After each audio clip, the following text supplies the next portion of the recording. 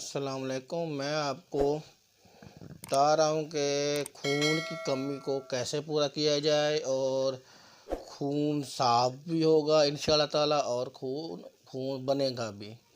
इसका आपको तरीका बता रहा हूँ कि आप ऐसा करें तो इंशाअल्लाह ताला खून भी बनेगा और खून साफ़ भी होगा।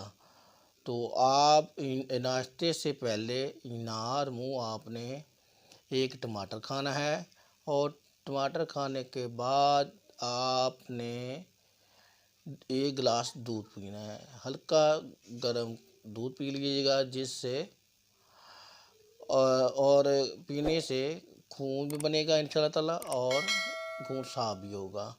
अक्सर मैं आपको सिर्फ ये हल्का गर्म ही दूध का पीने का बताता हूँ, क्योंकि दूसरा ठंडा दूध या का नहीं बताता, क्योंकि इसलिए बताता हूँ कि ठंडा दूध जो है वो कईयों को माफ़क होता है और किसी को नहीं माफ़क होता।